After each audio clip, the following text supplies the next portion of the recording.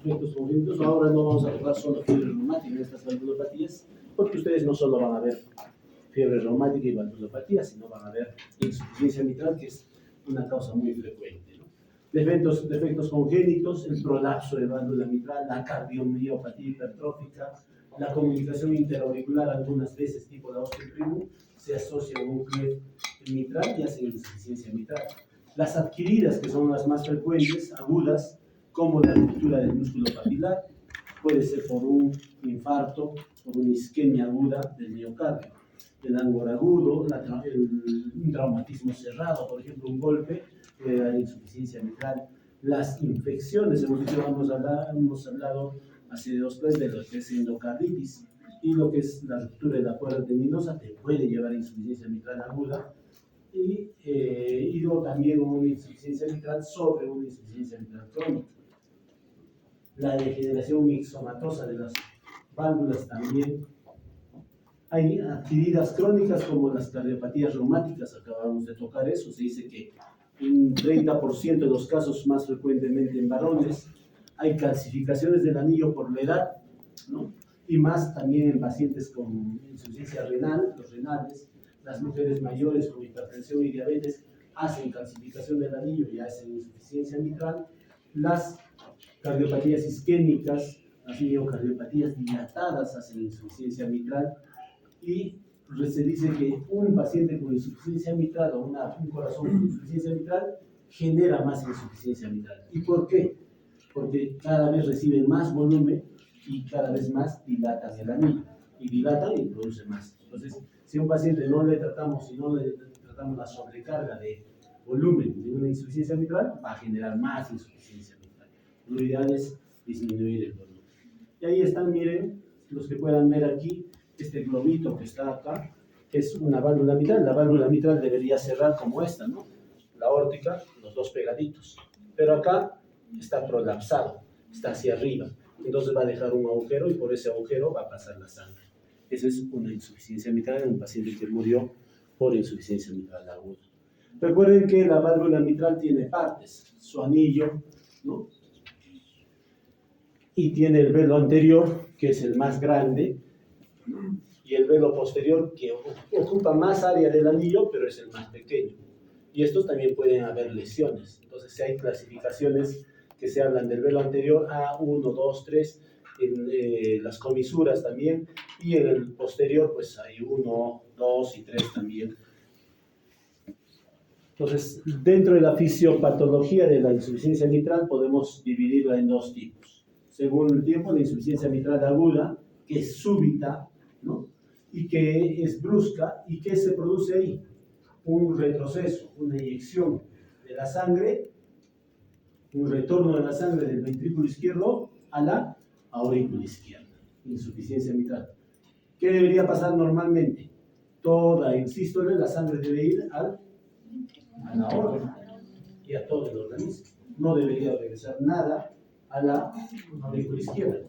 En la insuficiencia mitral aguda hay una súbita eyección de sangre en la aurícula izquierda que ocasiona un aumento de presión en las fibras musculares, una presión máxima, una distensión, trata de distender, y hay una sobrecarga de volumen del ventrículo izquierdo. Pero el ventrículo izquierdo no está preparado, no se va a dilatar, la aurícula izquierda no se va a dilatar, y eso va a producir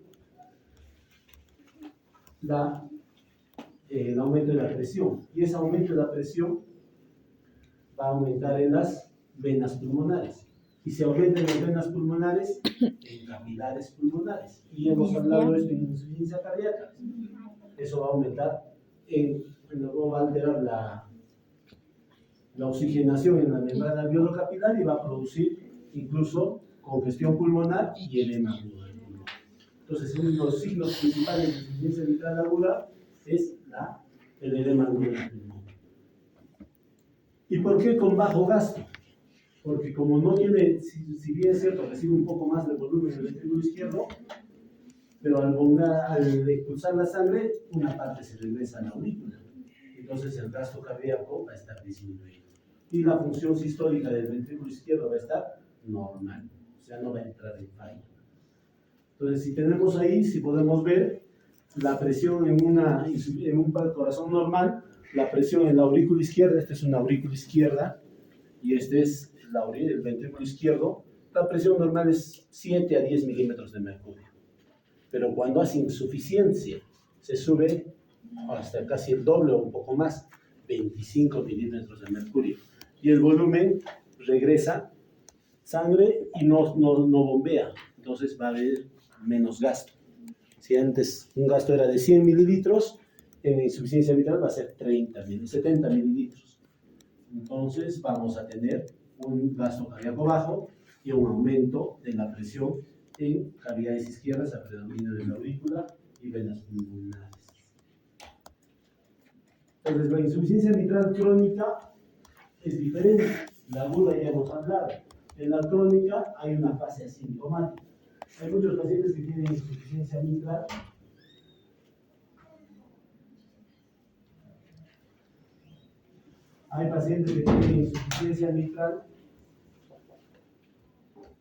crónica, poco a poco, y no sienten nada, asintomático. Entonces tiene una fase asintomática debido a que poco a poco se va distendiendo el ventrículo izquierdo y se va volviendo, está incrementando el tamaño. Y esto favorece que la presión de fin de diástole no se aumente tan rápido como en la aguda, sino en etapas tardías. Puede ser meses, incluso muchos 7, 8 años. Y la fracción de eyección pues no disminuye tanto. Ya cuando baja menos de 60%, la fracción de eyección produce una disfunción y esto produce una sintomatología de insuficiencia. La aurícula izquierda también, como es con los años, no es agudo, con los meses y años va dilatándose. Entonces el ventrículo izquierdo también va a estar dilatado y va a dar disfunción ventricular por aumento del volumen de sístole y la presión de fin de diástole, y esto va a producir congestión pulmonar ya después de meses o años de insuficiencia. También, por lo mismo, la dilatación del ventrículo izquierdo favorece más insuficiencia mitral, ¿no? Y en la crónica, si bien es cierto, la presión se aumenta, no tanto, poco a poco, y el volumen ya cuando entre falla, recién disminuye, ¿no? Cuando está descompensado. Pero cuando está compensado todavía se mantiene. Entonces, ¿cuáles son los signos y síntomas de una insuficiencia mitral aguda? Disnea súbita o edema agudo de pulmón, lo principal. Signos de falla cardíaca, tercer ruido, galope, disnea de esfuerzo físico, ¿no? Dolor, sensación de muerte, muchas veces, ¿no? Palpitaciones. Y las palpitaciones pueden ser, y el dolor torácico puede ser en la parte media del tórax. Como es agudo, no se va a dilatar, no van a encontrar ustedes el impulso ventricular dilatado hacia la izquierda, el choque de punta puede estar en el mismo sitio. Y en la auscultación, el primer ruido puede estar disminuido, ¿no? Porque hay insuficiencia. El segundo ruido desdoblado, y puede haber un tercer ruido, ¿no? Y si hay estenosis mitral acompañado, puede haber el rodamiento mitral, básicamente. En el examen auricular, el electro puede estar normal, solo taquicardia sinusal.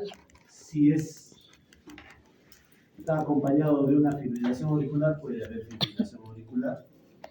Y si es que es crónico el paciente, va a haber dilatación de cavidades como ahí, una cardiomegalia. En la crónica, entonces, hay dilatación del ventrículo izquierdo, de la aurícula izquierda. El examen auxiliar de gol estándar para este diagnóstico es la ecocardiografía Doppler color, ¿no? Y el tratamiento es dependiendo, si es agudo, diuréticos, tratar el edema agudo del pulmón súbitamente. Como medidas generales, dieta hiposódica, reposo, profilaxis antimicrobiana, porque puede producir endocarditis, ¿no? En algunos podemos utilizar beta bloqueadores, raro-digitálicos, especialmente CNFA, fibrilación auricular, y los diuréticos, que son importantísimos, ¿no? Entonces, aquí hay uno que vamos a agrandar, cómo se maneja actualmente en las guías la insuficiencia mitral.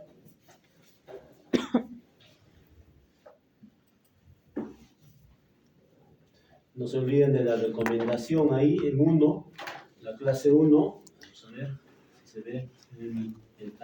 Clase 1 es que está altamente recomendado, 2 puede servir, 2A, 2B podría, ¿no?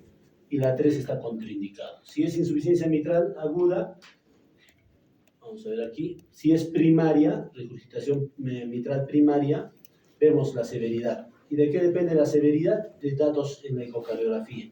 Si la vena contracta está más de 7, muchos saben, cuando están rotando conmigo les digo vena contracta, ¿no? Insuficiencia mitral.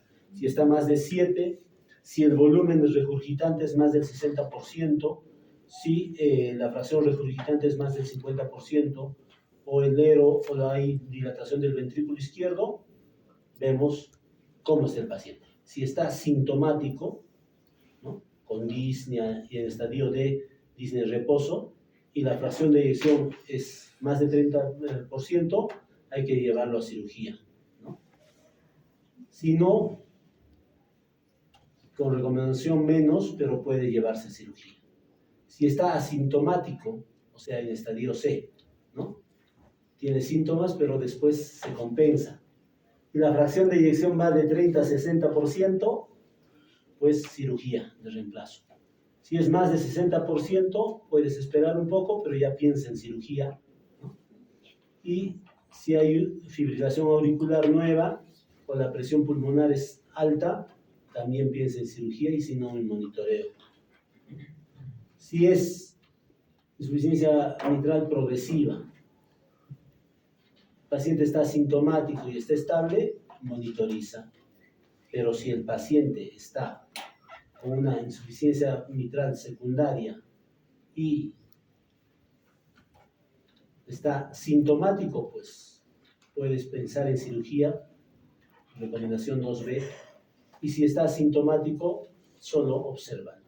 Entonces muchas veces se encuentran a estos pacientes en un hallazgo, con insuficiencia mitral en una ecocardiografía, y está asintomático, yo no siento nada, pero es leve, moderada o severa, siempre obsérvalo, no está dilatado, tiene buena fracción de eyección, puedes dar diuréticos, pero sí avísale y que después vaya visitando a cardiología, para que en algún momento decidamos mandarlo a la operación, a la cirugía.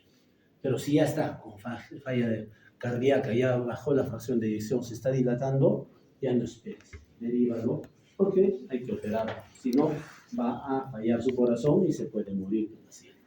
Si es agudo, descongestiona inmediatamente y después vemos si es que lo vamos a mandar o no a cirugía.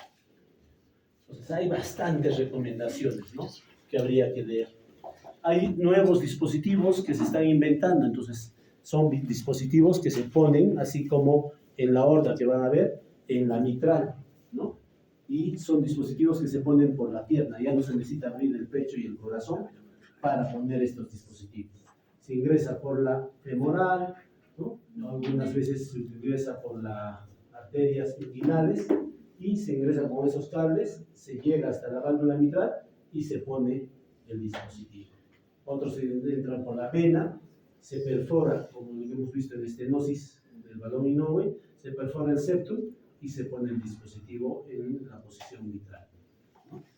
Entonces eso es reparo de la válvula mitral transcatéter, que puede ser considerado para pacientes sintomáticos y severamente sintomáticos en clase funcional 3 o 4, con una insuficiencia mitral primaria crónica severa, en los cuales pues el procedimiento de apertura del pecho y tórax tenga muchos riesgos, ¿no? O el paciente tiene muchas comorbilidades. Entonces, de acuerdo a la severidad, pero también de acuerdo a la experiencia del centro, que muchos de ellos pueden fallecer, ¿no? Esto es importante. ¿Alguna pregunta ahí para lo que es insuficiencia mitral?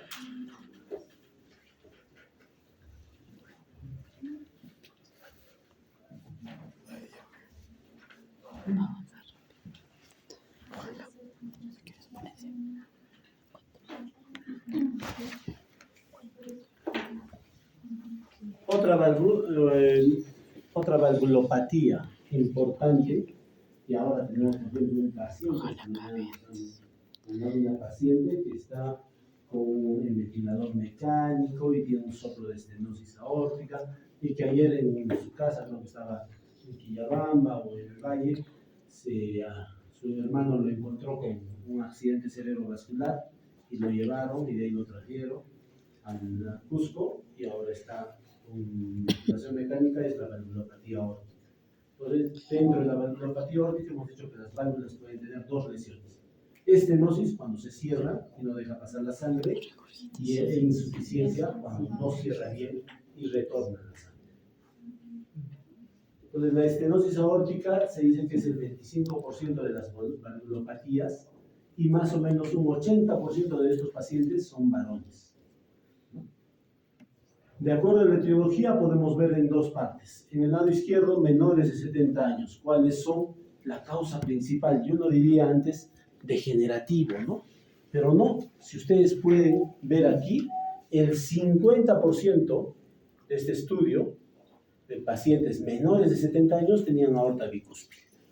¿Qué es eso? Que nacieron con una válvula aórtica y que en vez de ser de 3 tricúspide, era de 2. Y esas 2 es de nacimiento. Quiere decir que a los 30, 40 años puede producir síntomas y cuando llegan 45, 50, pues tenemos estenosis severas.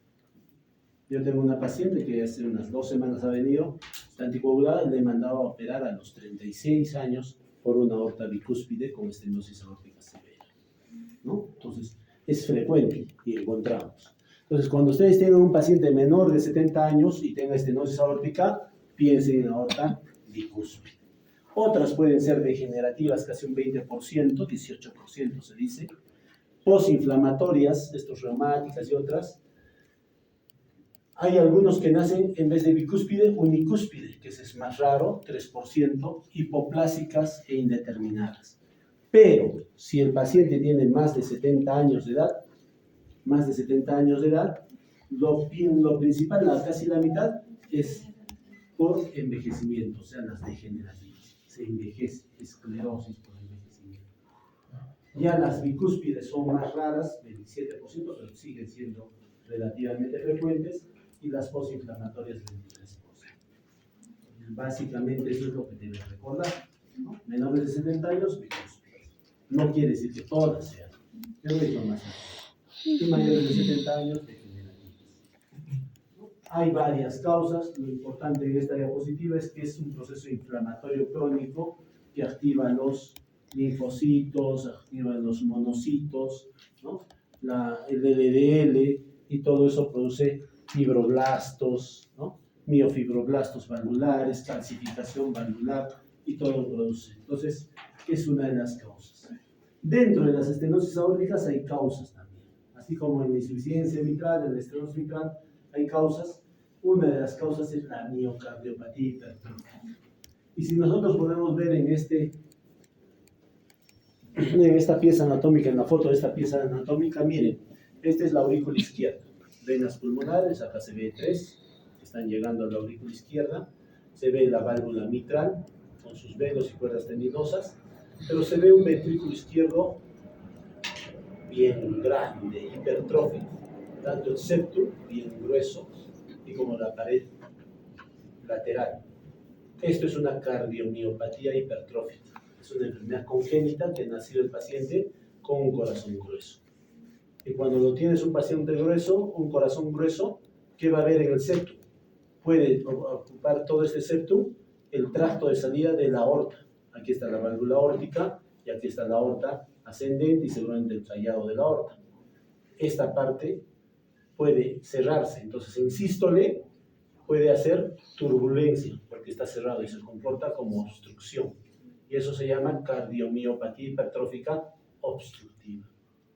Y si es obstructiva, cuando bombea la sangre, ese paso de la sangre puede jalar el movimiento y hacer un movimiento anterior del septum o de la válvula mitral, ¿no? Y puede producir más estenosis aórtica y también incluso estenosis mitral en algún momento. Entonces, una de las causas de estenosis aórtica es la miocardiopatía. Entonces, la estenosis aórtica puede dividirse en tres. Una, estenosis aórtica subvalvular debajo de la válvula, y ahí entra la que hemos dicho de hipertrófica, o hay personas que nacen con un anillo, con una membrana debajo de la válvula órtica. Esta es más o menos un 9% de todas las estenosis. Hay una estenosis que afecta la misma válvula. 90% de las estenosis son valvulares, o sea, en el lado B. Y solo un 1%, o a veces 0.1 dice, es en la posición A, una estenosis supravalvular. Entonces, A es supravalvular, B es valvular, que es la más frecuente, y C es subvalvular. Entonces ahí pueden haber enfermedades reumáticas, cardiomiopatías hipertróficas y degenerativas. Entonces la estenosis aórtica se clasifica en leve, moderada, severa, y la más importante es la severa. ¿Qué pasa con la estenosis aórtica? Si está cerrada la válvula aórtica, ¿qué pasaría con el ventrículo izquierdo? Hay una sobrecarga de presión. Y como hay sobrecarga de presión, hace lo que ustedes están diciendo, una hipertrofia. El ventrículo izquierdo comienza a hipertrofiarse, ¿no? Y esto va a incrementar la presión, ¿no?, dentro del ventrículo izquierdo, ¿no? Incrementa la presión. Y esto va a incrementar, que va a producir una función. Si el ventrículo izquierdo está normal, no va a producir falla, pero si comienza a alterarse con el tiempo, va a producir una falla cardíaca clínica izquierda, ¿no? La contractibilidad también, entonces, la precarga incrementa, la poscarga se incrementa, la precarga también. Se incrementa la contractibilidad miocárdica al inicio, ¿no? Si hay una función normal, ahí nos quedamos, pero si comienza a disfuncionar el ventrículo, hay una insuficiencia cardíaca, ¿no?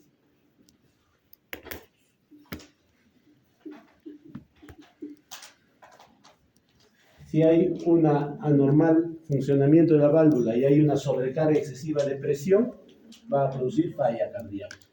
Si hay disminución de la contractibilidad, va a producir falla cardíaca.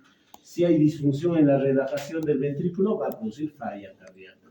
Y también esta hipertrofia, entonces, va a producir alteración en la precarga, alteración en la poscarga, va a producir alteración en la relajación y alteración de las propiedades diastólicas, ¿no?, con alteración de la bomba.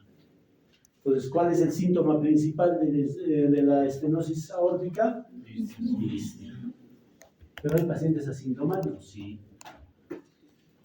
Dolor torácico con la actividad física, que te puede confundir con un cuadro de angina, ¿no?, con isquemia. Mareos, síncopes, pérdida del conocimiento. Entonces, la angina, el síncope y la disnea son los factores, los principales síntomas, no son los únicos. Entonces, en la estenosis aórtica, si hay una vasodilatación periférica y en presencia de un gasto cardíaco que está fijo por la estenosis o bajo, porque no está bombeando sangre, si hay bajo gasto cardíaco y hacemos ejercicio, va a haber dilatación periférica. Y si la dilatación periférica o el gasto cardíaco no va a llegar adecuadamente al cerebro, ¿qué va a producir? Síncope. Las arritmias en un paciente con estenosis aórtica va a producir síncope, ¿no? Entonces, si hay síncope en reposo, si un paciente tiene estenosis aórtica y dice, antes, doctor, me mareaba, les quería desmayar cuando caminaba fuerte, rápido, corría, pero el otro día he estado tranquilito y me he desmayado, estaba en reposo. Ahí sospechen ustedes de que ya tengo una arritmia ventricular, una taquicardia ventricular o algo. La fibrilación auricular también puede presentarse en estos pacientes y desencadenar el síncope. Lo que yo estoy sospechando en la paciente que me han hecho interconsulta el día de hoy es que es una paciente con estenosis aórtica severa que ha hecho fibrilación auricular y que ha hecho un ACV, ¿no? Entonces su hermano lo encontró ayer con el ACV. Ha venido acá y lo han querido revertir el ritmo sinusal, pero cuando le salió tomografía tenía un ACV grande. ¿Amerita anticoagulación? Sí. Amerita terapia, pero con el ACV hemorrágico o isquémico, si lo anticoagula se vuelve hemorrágico y se muere. Entonces, algunas veces tienen bloqueos auriculoventriculares transitorios, ¿no? Entonces, la estenosis aórtica severa, ¿qué va a producir? Hipertrofia, incremento del ventrículo izquierdo, de la masa muscular del ventrículo izquierdo. ¿Qué va a producir? Incremento de la presión sistólica en el ventrículo izquierdo. Incremento de la presión de fin de diástole en el ventrículo izquierdo, porque siempre queda más volumen. Y el tiempo de eyección sistólico está prolongado. Esto consume las necesidades de oxígeno en el músculo cardíaco y puede llevarte a isquemia miocardio. Si además se hipertrofia, entonces si no llega sangre adecuadamente, con la actividad física va a haber isquemia y eso va a producir angina al esfuerzo físico. ¿Cómo va a estar la presión de perfusión en las arterias coronarias? Van a estar disminuidas y principalmente recuerden que la presión es en la diástole, ¿no? Si hay compresión también intramiocárdica por esta hipertrofia, va a haber disminución de la perfusión coronaria y esto va a producir más isquemia miocardio. Si está asociado a la enfermedad arterial periférica como una estenosis de las arterias coronarias, más isquemia y reducción del flujo de reserva.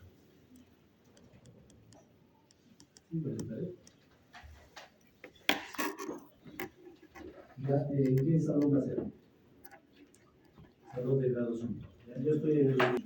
Entonces, el paciente, ¿qué tipo de pulso va a tener? Entonces, ya hemos dicho que hay disnea, actividad, puede haber palpitaciones, síncope, va a tener un pulso, si es estenosis aórtica severa, pulso tardus pardus. ¿Qué quiere decir? Pequeño pardus, tardus lento. Entonces, lento, ¿no? Y pequeño, no es fuerte, ¿no? Estenosis aórtica severa, pulsos tardus pardus. El soplo, ¿cómo va a ser? Después del primer ruido, porque hemos dicho que en la sístole la sangre pasa a través de la válvula aórtica. Entonces el soplo va a ser sistólico, eyectivo. Y como ven ahí en el gráfico, en diamante, creciendo, decreciendo, ¿no es cierto? ¿No? Se incrementa poco a poco, llega a un máximo en la mesosístole.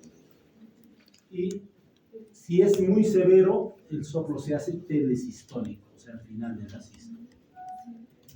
¿Qué va a hipertrofiar? El ventrículo izquierdo. Entonces, en el electrocardiograma vamos a encontrar hipertrofia del ventrículo izquierdo, o sea, R's altas en B5, B6, S profundas en B1, B2, Sokolov positivo, y en las del plano frontal, R altas en 1 y ABM.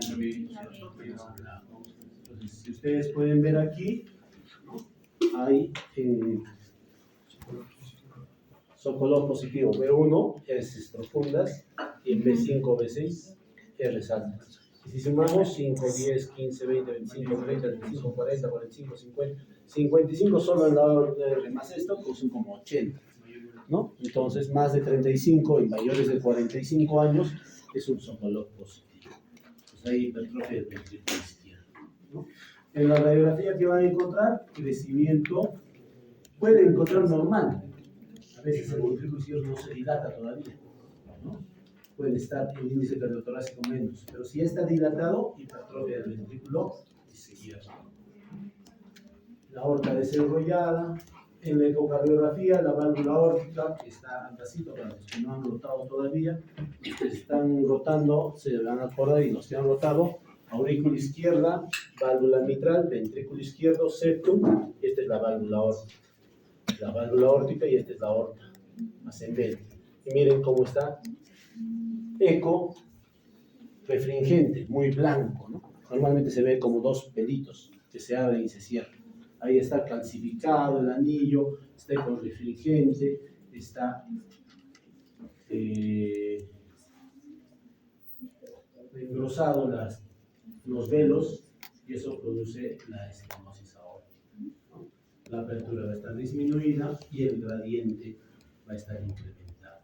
Puede acompañarse, como hemos dicho, de arterias coronarias, enfermedad arterial coronaria. Como ahí ven, obstruidas, y eso puede producir más angina. La historia natural, ¿cómo evoluciona? Se dice que es común la sintomatología entre los 70 a 80 años de edad. ¿Por qué? Porque es por envejecimiento, ¿no? Hemos dicho más de 70 años, degenerativo, ¿no? La angina, si un paciente tiene angina de pecho, tiene sobrevida más o menos 3 años. Si tiene síncope, 3 años. Un paciente que diga, si te esfuerzo, 3 años. 5 años. Y si tiene disnea, 2 años. Tenía una señora, una amiga, que había sido casi los 75 años, ¿no? Cuando tenía 65 más o menos, estaba caminando, cruzando la avenida de la Cultura. Y al estar cruzando, aparecían los carros, entonces tuvo que correr en la última parte. Pues cuando estaba llegando al otro lado de la vereda, se sincopó. La ayudaron, la vieron y todo, la llevaron al seguro y tenía un soplo de estenosis aórtica. Se le hizo el examen, tenía estenosis aórtica crítica. Se le mandó y se le reemplazó la válvula y estuvo anticoagulada. Le operaron, vivió más de 10 años, 15 años con la válvula y después falleció de otra causa. Pero esto es un síntoma: la angina, el síncope y algunos la disnea. Cuando yo de disnea, a la actividad física o reposo, piensen 2 años de sobrevida. Y si tiene signo de insuficiencia cardíaca, 1 año, año y medio de sobrevida. Y si hace fibrilación auricular, se va a descompensar. Se dice que 10 a 20% de los pacientes que tienen estenosis aórtica es por muerte súbita, ¿no? Y la mortalidad es 0.1 por año incremento. También la gradiente se puede incrementar. La gradiente normal en una ecocardio normal de ustedes debe ser de 4 milímetros de mercurio, una persona sana. Pero si es una persona con estenosis aórtica, para decir estenosis aórtica, más de 18 es leve, más de 50 moderado y más de 70 severo, ¿no? Solo para tomar unos datos. Pues 7 milímetros de mercurio se incrementa por año. Algunos son de evolución lenta y pueden durar hasta 7 años sin llegar a severo, o 10 años. Eso depende. Entonces, la terapia médica, las recomendaciones.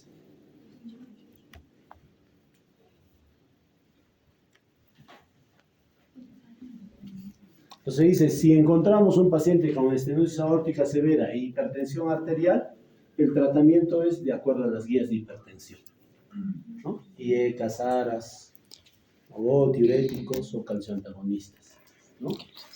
Siempre comenzando a bajas dosis y titulando a mayores dosis, ¿no? Lo tolera 2 semanas, aumenta de la dosis hasta donde la tolera. No tienes que bajarle mucho la presión arterial. En teoría, los ECA inhibidores pueden ser mejores para el tratamiento en estos pacientes debido al efecto benéfico potencial sobre la fibrosis del ventrículo izquierdo, ¿no? Además de que controlan la presión arterial. Pero los beta bloqueadores son una elección apropiada en pacientes que tengan enfermedad de las arterias coronarias y además porque hemos dicho que en la estenosis aórtica severa el volumen, el tiempo sistólico se puede acortar y si hay taquicardia se va a acortar menos. Entonces el tener frecuencias cardíacas de 60, 70 latidos va a ser beneficioso en estos pacientes. La terapia vasodilatadora debe ser razonable si estamos usando con monitoreo invasivo hemodinámico, ¿no? En pacientes con estenosis aórtica severa descompensada. Pero tengan cuidado, porque a veces vasodilatar mucho puede producir menos gasto al cerebro y puede empeorar el paciente. Lo que sí no está comprobado, y antes se decía, es las estatinas, ¿no? Tú no puedes dar estatinas, antes había una teoría, que como las estatinas son, no sé, antiinflamatorios y en la enfermedad degenerativa se puede utilizar, pues estaba indicado en los pacientes con estenosis aórtica y se le daba estatinas. No se ha visto ningún beneficio.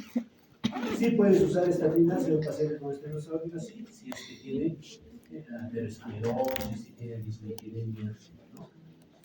Colesterol muy alto, puedes utilizar. Entonces ahí.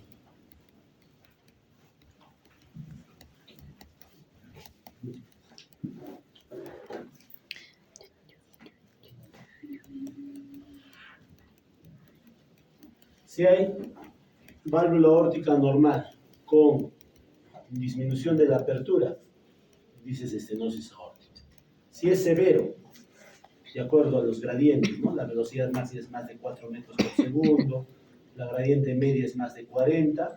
Si el paciente está sintomático con síntomas, ya no esperas, reemplaza la válvula aórtica. Actualmente,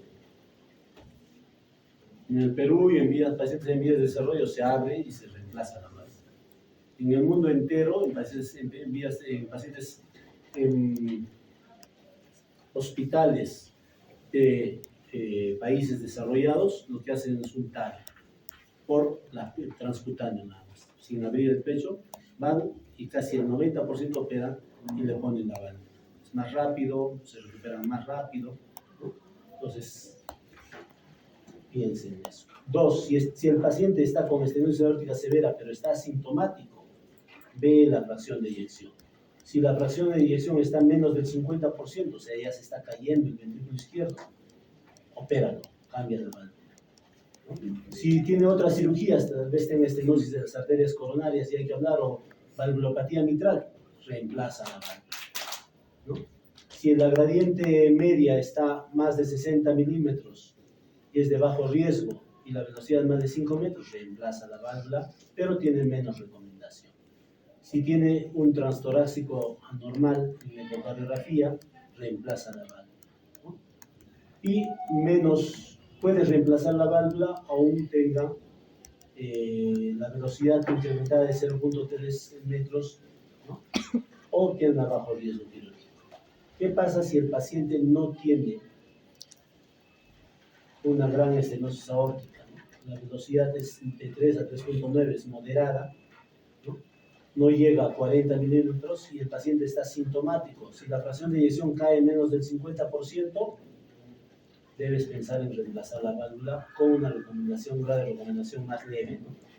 Y si es que no tiene fracción de eyección menos del 50%, pues des el área y también reemplaza.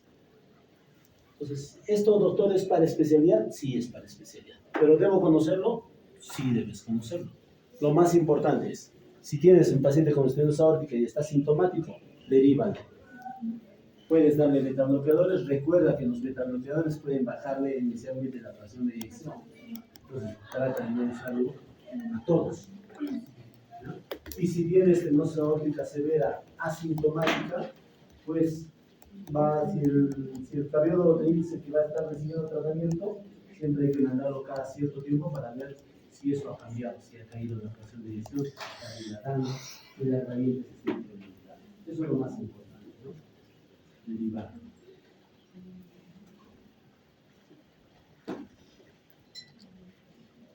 Hemos visto esto, hemos visto esto.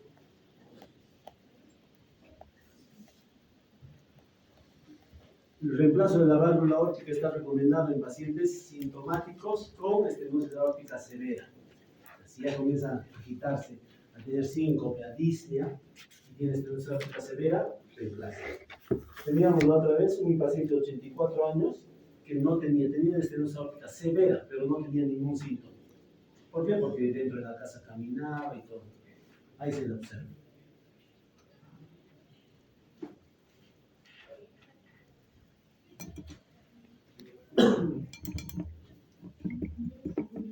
Sí. Ahora, la velocidad también es importante. 4 metros por segundo. Más, dice que hay un gradiente más o menos medio de 40. Y eso te dice severo. Entonces, sí puedes ahí darle el tratamiento. Y los síntomas de falla cardíaca, síncope, disnea del ejercicio, angina o presíncopes, también son una indicación para operar a estos pacientes. O sea, la presencia de síntomas.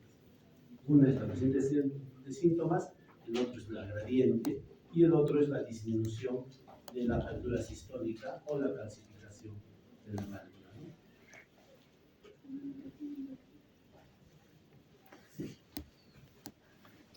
Y miren ahí el TAVI, el famoso TAVI que les he dicho. En el A la izquierda, miren cómo dilatan con un balón. En el mismo procedimiento, en la B, le comienzan a poner la prótesis, ¿no?, transcutánea, transcatéter. En la C inflan la prótesis y queda sobre la válvula aórtica calcificada. Y se queda ahí, y lo retiran. Entonces ya no necesitan abrir el corazón, abrir la aorta y todo. Recuerden que acá puede estar, está bonita, ¿no?, la arteria, pero la aorta puede estar calcificada, puede tener aterosclerosis y todo. Doctor, pero esto se está usando en el mundo cada vez más. ¿Está libre de riesgos? No. ¿Se puede morir la gente por ponerle esto? Sí. ¿Y hay complicaciones? Sí. Si tú no eliges bien, ¿no?, puede ser que cierres la coronaria y se infarta durante el procedimiento. Puede ser que esta válvula no se quede bien implantado y migre, se salga. Puede ser que se quede bien implantado, no están las coronarias, pero liberan en el procedimiento, ya sea ACVs, ¿no? Puede ser que esto con el tiempo se vuelva a cerrar. Entonces ahora ya han puesto hace 10 años TAVIs y ya están viendo que ahora se está volviendo a cerrar. Y ahí le llaman INVAL, otro procedimiento sobre la misma válvula, otra válvula, ¿no? Pero ya es por tratar de salvar la vida de los pacientes. Ahí está, miren, el famoso TAVI, con varios tipos de válvulas que existen, ¿no?, aórticas. Entonces, con el tiempo, pues, el área valvular, si se incrementa o se disminuye y la gradiente media se incrementa, pues, con la operación, con la intervención, miren esto, cómo estaba la presión. Esta es la gradiente media del paciente, estaba alta, ¿no? La gradiente debe ser bajita en una persona normal. ¿Y cómo estaba el área valvular? Estaba bajo. Le pusieron la válvula y vieron que la área valvular se incrementó y la gradiente cayó. Los pacientes. Y ahí compararon la terapia estándar con el TAVI y mire, en muertes por cualquier causa, en TAVI cada vez ha sido menor las muertes que en la terapia estándar, que es abrir el pecho, ¿no? Y en muertes por otras causas ya en meses, estos meses de randomización hasta 36 meses, ¿no?, la cirugía iba igual, ¿no?, pero poco a poco se ha ido incrementando y ha estado disminuyendo la mortalidad en los pacientes con TAVI. Al inicio era casi igual, porque estaban aprendiendo a colocar. Poco a poco ahora se tiene más experiencia y ya mejora. Bueno, entonces, en estenosis aórtica, recuerden que hay varias posibilidades. Recuerden que es la principal causa menores de 70 años. Mayores de 70 años, degenerativa. No solo, doctor, ¿puedo tener una degenerativa en menores de 70 años? Sí. Segundo, los signos y síntomas. Disnea, angina, síncope, que son los principales signos de falla cardíaca también. Tercero, la terapia. Lo ideal sería reemplazar la válvula. Mientras tanto, puedes utilizar con cuidado beta-bloqueadores. Si tiene hipertensión, trata la hipertensión según las guías. Evita que haga taquicardias, ¿no? Si tiene dislipidemia, dale estatinas. Si tiene enfermedad coronaria, dale estatinas. Sí, lo que necesite. Si desarrolla FA, anticoagulas, todo lo tratamiento. ¿Preguntas? Y si está severo, aunque esté con estenosis severa y está asintomático, pues puedes observarlo si es que no puede operarse, ¿no? Pero si ya está asintomático y está severo, mejor mándalo a operar. Doctor, una consulta. Tanto en la insuficiencia como en la estenosis, ¿el gol estándar es el ecocardiograma? Sí. En todas las valvulopatías, porque no hay otro estudio, ¿no? ¿Por qué es gol estándar? porque es barato relativamente, es sencilla, no es invasiva, ¿no? Entonces solo es ponerle y leerlo. Mientras que si tú le quieres hacer un cateterismo, por ejemplo, te sale miles de soles solo para ver la gradiente. Una resonancia podría ser, pero lo bueno, lo malo de la resonancia es que no te da todos los datos en todos los momentos, sino son visiones estáticas. Entonces no te da en los momentos gradientes y otros. ¿Podrías calcularlo? Sí, con el tiempo. Con esto de la inteligencia artificial se va a lograr mucho más. Incluso hay pacientes que con inteligencia artificial, una radiografía de tórax, te pueden dar el gasto cardíaco y te pueden dar la fase de eyección. Pero habrá que ver. Entonces, la otra patología que podemos ver es la valvulopatía aórtica que no cierra adecuadamente. Y si no cierra adecuadamente, ¿qué va a pasar con la sangre? Como ven ahí, en la parte roja, una flecha que retorna la sangre. ¿De dónde regresa? De la aorta ascendente, del callado aórtico, regresa hacia el izquierdo.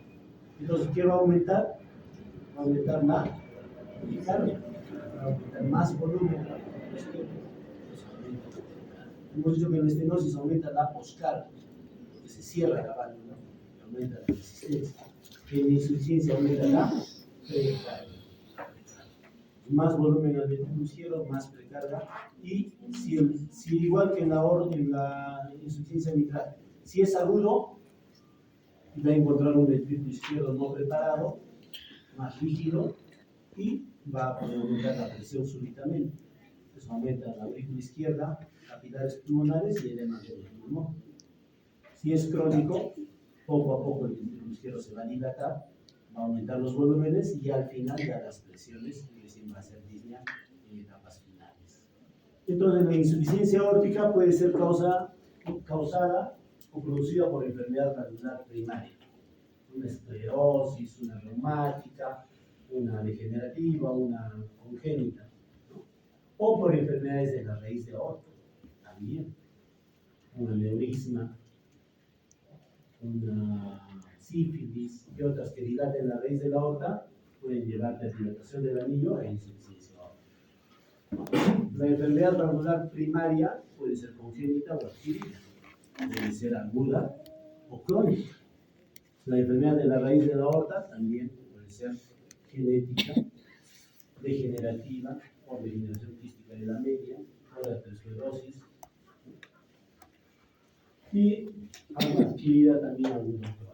Entonces, miramos al lado izquierdo, la operación normal de la válvula es que cuando expulsa la sangre, ¿no? Sale la sangre por la aorta, se cierra y no debe dejar retornar nada de sangre, ni un glóbulo rojo. Se cierra y debe quedarse. En la insuficiencia, retorna. Y de acuerdo a la cantidad que retorna, puede ser más leve, moderada o severa la insuficiencia aórtica y más volumen. Entonces esa es la válvula aórtica que tiene 3 nidos como golondrinas, ¿no? Y si pueden ver aquí, estas son las arterias coronaria, ¿no? Derecha y la coronaria izquierda. Entonces ven acá los nidos de la golondrina, los velos, ¿no? De las válvulas, los nódulos de Arancio, que pueden estar por aquí en la mitad, para cuando se cierre la válvula, ¿no? Entonces es como un paracaídas, ¿no? En sístole se plegan esos velos hacia la pared y deja pasar la sangre. En diástole, como quiere regresar, se llenan los velos y cierran la válvula. Y eso es lo que debe no dejar permitir el retorno. Ahí está otro, las arterias coronarias, los velos.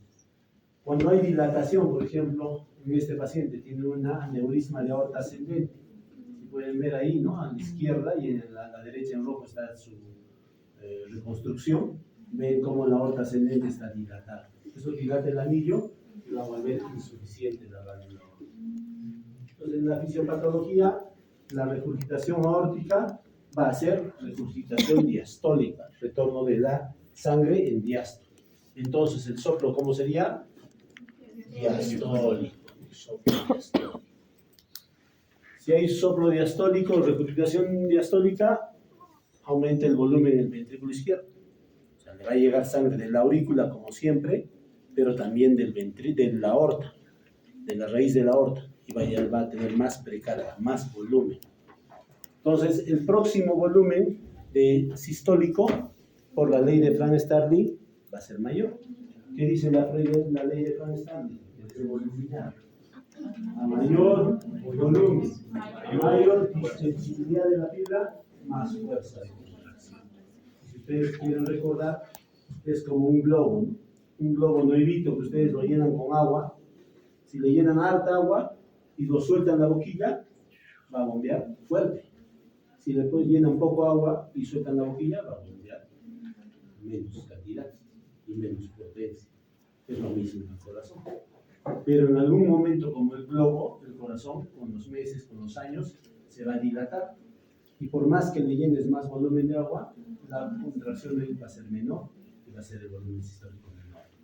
Entonces, al inicio, aumenta el volumen inyectivo, aumenta el volumen de stroke, ¿no?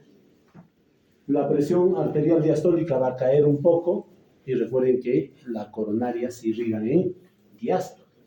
Entonces, si cae mucho la presión diastólica, puede caer la oxigenación al miocardio y puede producir angina. No es tan frecuente como la estenosis, pero puede haber isquemia miocardio. Si disminuye el volumen efectivo, puede haber fatiga. ¿Por qué? Porque va a haber menos volumen de sangre hacia los músculos. Va a haber fatiga muscular. Si aumenta el volumen, poco a poco va a aumentar la masa inicial y va a producir disfunción del ventrículo izquierdo, y esto va a llevar a falla cardíaca. La presión sistólica va a estar incrementada al inicio y va a aumentar el consumo miocardio de oxígeno, y eso puede llevar a isquemia miocárdica, ¿no? Y con todo esto, con el tiempo, va a llevar a falla ventricular izquierda.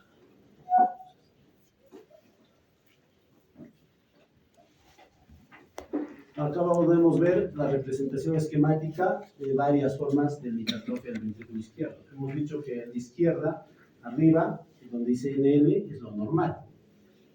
Si hay una remodelación concéntrica, ¿qué hemos dicho? Es una hipertrofia, se vuelve más grueso. Es el que está aquí. Si hay hipertrofia, este es lo normal. Si la pared se vuelve gruesa, se llama remodelación concéntrica, ¿no? Hay hipertrofia del ventrículo. Si se dilata, remodelación excéntrica. Se vuelve más grande.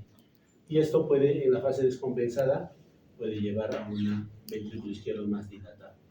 Entonces, eso es lo normal. Entonces, en una insuficiencia, en una estenosis, ¿qué hay? Mayor hipertrofia concéntrica, porque tiene sobrecarga de presión.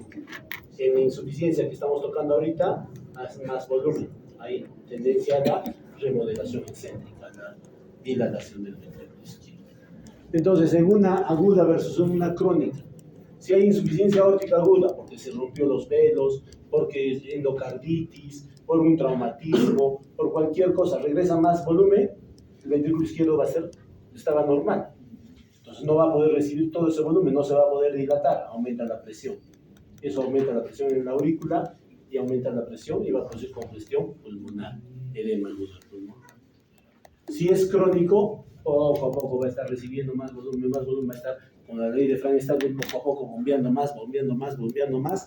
Pulso saltón, que han visto ustedes en semiología, el martillo de agua, ¿no? Las presiones diferenciales altas, presiones sistólicas altas, diastólicas bajas. Ya cuando se descompensa, recién aumenta la presión y produce congestión pulmonar en la crónica, ¿no? Entonces, la historia es más o menos 3/4 partes, o sea, 75% de los pacientes con regurgitación aórtica pura son varones. Si es aguda, el edema agudo del pulmón es la sintomatología o el shock cardiogénico, que cae también la presión y produce shock cardiogénico más edema agudo del pulmón. Si es insuficiencia aórtica crónica, es de latencia prolongada, con los meses, años, hay palpitaciones, ¿no? Principalmente disnea también, y puede haber angina, por lo que hemos mencionado, ¿no? Y llega a una insuficiencia cardíaca global, que es la manifestación ya de la enfermedad aórtica avanzada. ¿Cuáles son los síntomas? Palpitaciones, pulsación prominente. Cuando yo veo a un paciente que bombea, o la presión está alta o hay insuficiencia. Y puede haber un dolor precordial atípico, ¿no? Dolor precordial atípico. A la exploración física, ¿cómo está el pulso? Hemos dicho pulso saltón, tipo córriga o martillo de agua. Y más si es que le elevas un poco el miembro superior. ¿Cómo van a estar las presiones arteriales sistólicas? Altas, y las diastólicas bajas, menos de 70. Entonces la presión de pulso o diferencial, que normalmente es 40, 120, 80 es la presión normal. Divides, lo restas, 120 menos 80, 40. Eso se llama presión de pulso o diferencial. Eso es lo normal. En estos van a estar más de 60, 50, 60, 70, con presiones diastólicas bajas y sistólicas altas. Puede haber los signos que han visto ustedes en semiología. El signo de Muset, con cada latido mueve la cabeza. La cabeza. ¿No? La cabeza, con cada latido. El signo de Müller, la úvula, ¿no? Con cada latido se mueve la úvula. El signo de Quincke, cuando comprime el lecho unguial, el lecho unguial, y con cada latido es como si se prendiera y se apagara, se prendiera y apagara. El signo de semáforo también me dice. La maniobra del día, me acuerdo, y el latido de punta desplazado a la izquierda. Los epónimos ya no debemos acordarnos, ya han salido ya totalmente de nuestro lenguaje. Antes, cuando yo era estudiante, los epónimos tenías que saber cuál es el idioma de campesino, cualquier ya no sirve, porque hay tantos que se han inventado que ya no, los más importantes. Los signos de Muset, balanceo sincrónico de la cabeza, signo de Müller de la úvula, signo de Rosenbach, por ejemplo, el del hígado, que le llaman, al de Gerard del vaso, pero ya, o sea, lo que ustedes tienen que saber es que puedes encontrar las pulsaciones en el hígado, la pulsación en el vaso, no que te acuerdes que Gerard era el cuñado de Rosé y ya el signo de Quincke, la pulsación en el lecho capilar, el signo de Durosietz, que todavía se resiste a desaparecer, que es un soplo sistólico y diastólico, cuando con el estetoscopio comprimes la arteria femoral, o signo del pistoletazo también le llaman. El signo de Traube, que es el ruido del pistoletazo al auscultar la arteria femoral, es similar. El otro es al comprimir y el otro lo auscultas, pero eso es lo mismo. Entonces, la insuficiencia aórtica, en la estenosis era el soplo era sistólico después del primer ruido y era romboidal, ¿no? O diamante, creciendo y creciendo. En la insuficiencia aórtica generalmente es holodiastólico, toda la diástole. Después del segundo ruido es aspirativo en caída de agua, ¿no? Como si cayera agua, ¿no? Muchas veces han escuchado, hay unos instrumentos musicales que son como unas quenas grandes, y que cuando lo volteas caen como piedritas dentro de su interior, así, como caídas. ¿Quenas? Entonces el soplo es Como los flautas. Después del Ajá, segundo sí conozco la puede haber el fenómeno, el soplo de Austin Flynn. ¿Qué es el soplo de Austin Flynn? Soplo de Austin Flynn. Fenómeno de Austin Flynn. Pseudoestenosis. Cuando la caída de agua, de sangre, de la aorta, cae sobre y no deja abrir el velo anterior de la válvula mitral. Y eso produce un soplo de estenosis mitral, una pseudoestenosis mitral. ¿Qué debes pedir? Un electrocardiograma. ¿Qué vas a encontrar? Si es agudo, nada. Si es crónico, hipertrofia del ventrículo izquierdo, ¿no? Descenso del ST. La radiografía de tórax, si es crónico, cardiomegalia, dilatación de la raíz aórtica. Y ahí miren una gran dilatación, si ven a la derecha y abajo, en el D6, R's altas, ¿no? Sí, ¿no? También, arritmias, si ven en la primera arriba, en la dirección 1, hay un latido normal y una extrasístole ventricular. Crecimiento del aurículo izquierdo también. Hay cardiomegalia, crecimiento del ventrículo izquierdo. La ecocardiografía sigue siendo igual estándar, ¿no? Te da información anatómica, te da dimensiones de la aorta, tamaño del chorro, ¿no? Si tiene flattering o no el aleteo de la válvula, cómo está la distensión del ventrículo izquierdo, ¿no? Si hay disecciones. Otro examen puede ser cateterismo cardíaco. Ahí miren un chorro en un color azul, verde y amarillo en la válvula aórtica, insuficiencia aórtica severa, ¿no? La severidad de la válvula, si está acompañada de otras válvulas, hay otra insuficiencia, si es un esofágico con insuficiencia. El tratamiento, si es agudo, tratar el edema agudo con diuréticos, ¿no? Y ver si es que le puedes dar nitratos y todo. El crónico, pues profilaxis de endocarditis. Recuerden que si tienes una valvulopatía, insuficiencia mitral, aórtica, todas pueden infectarse. Si hace una infección al paciente, puede ser de la muela, una endoscopía, una infección urinaria, una neumonía, le va a producir más daño. Entonces tiene que hacer profilaxis de endocarditis. Le puedes dar IECAS o vasodilatadores, ¿no? Y la indicación quirúrgica, ¿no? Diuréticos y la indicación quirúrgica. Dependiendo de los síntomas, si está sintomático, si hay síntomas de falla cardíaca, si la presión de eyección está en menos del 50%, mándalo a operar porque ese paciente se está complicando. Si está dilatado más de 55 milímetros el ventrículo izquierdo, mándalo. Si tiene disnea y capacidad funcional reducida, ya no puedo hacer mis cosas normalmente, me agito, mándalo a operar. Si la raíz de aorta está más de 55, mándalo a operar. Y si es insuficiencia aórtica aguda, debe operarse urgentemente, ¿no? Es una emergencia. Y lo mismo que hemos visto en la severidad, ves la severidad de la insuficiencia aórtica y ves si está sintomático o está sintomático y lo tienes o no, mándalo a operar. Y si no está sintomático y es progresivo, pues obsérvalo y en algún momento ya piensen en operarlo, ¿no? ¿Qué es lo que van a hacer? Si es al pecho abierto, van a ponerle un tubo valvado, ¿no? Unas veces pueden respetar la válvula si la válvula no está afectada y es solo aneurisma de aorta ascendente para que no dilate y no produzca insuficiencia. Le pueden poner un tubo valvado y de ahí reimplantan las arterias coronarias. Pero si ya está dañada la válvula, puede poner un tubo valvado con válvula implementada. O sea, hay operación de Davis, ¿no? De Tyron, hay varias operaciones. Lo importante es si el paciente está sintomático y tiene insuficiencia de la válvula, pues el reemplazo de la válvula está indicado, ¿no? Con una recomendación 1B. Si tiene menos de fracción de eyección, pues, también menos de 50%, mandan a operar. Y hay varias indicaciones.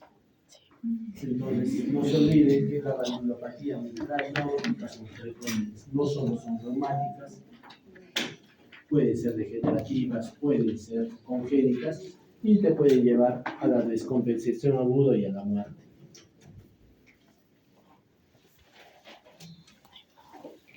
Nos iríamos, ¿no? Sí.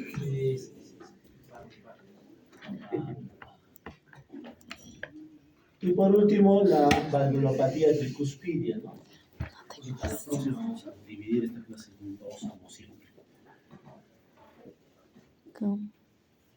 Bueno, hemos dicho que la válvula tricuspidia está, la tricúspide, ¿dónde está?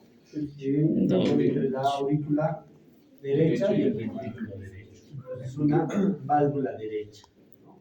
Generalmente su estenosis, o sea, la apertura de la válvula es de origen reumático, principalmente. Pero puede haber congénitas, al nacer con eso.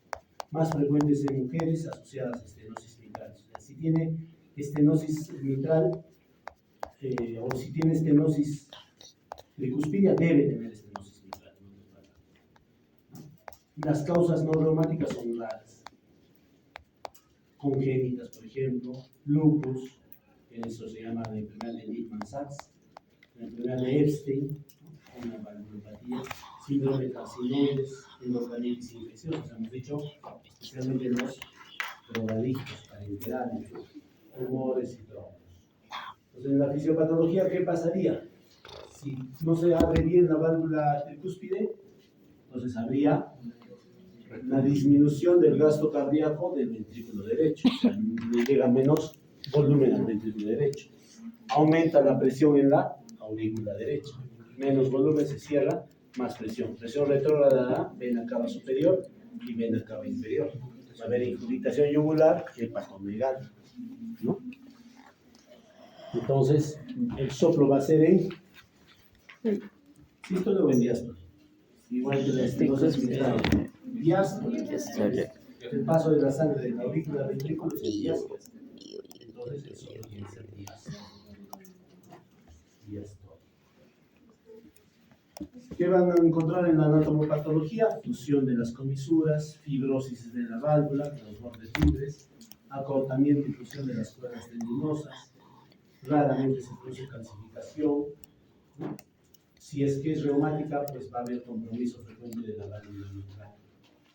Entonces, hay algunos síndromes, por ejemplo, el síndrome ictérico cianótico de Chateau. Se vuelve ictérico y se vuelve el paciente moreno, ¿no? Entonces, eso es por aumento de por falla hepática, por la estenosis severa y cianosis, ¿no? Va a haber incuritación yugular, ya hemos dicho, ¿no? Y si tiene fibrilación auricular, pues se va a descompensar. Puede haber una hepatomegalia pulsátil, edemas, ascitis, signos de falla del lado derecho, ¿no? El latido esternal derecho presistólico, pues, que es más raro, ¿no? Sobre el esternón poner, porque generalmente la que está dilatada que es la aurícula, ¿no? No es el ventrículo. Y el frémito, ¿no? O frémito es la palpación de un soplo diastólico para esternal inferior izquierdo. Incuritación yugular, como ven ahí, ascitis y hepatomegalia, edemas en miembros inferiores, signos de falla del lado derecho. La auscultación del soplo es mesodiastólico. Puede estar con refuerzo presistólico cuando esté en ritmo sinusal, ¿no? Puede haber en llenado, por ejemplo. Hemos dicho que en llenado es 3 fases: relajación isovolumétrica, o 4 en realidad. Llenado rápido, llenado lento y contracción auricular. Entonces, si está en ritmo sinusal, el soplo va a ser mesodiastólico y en la contracción auricular va a haber un refuerzo antes de la sístole, presistólico. Pero si es fibrilación auricular, solo va a haber un soplo mesodiastólico corto e intenso. Puede haber un chasquido de apertura, igual que en la estenosis mitral, ¿no? Puede haber signos de la valvulopatía mitral, ¿no?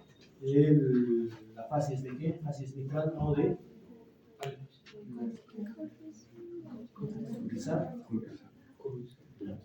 todos los fenómenos derechos se incrementan con inspiración. Eso llama maniobra de Rivero. El soplo se toma aire y el soplo se va a acentuar.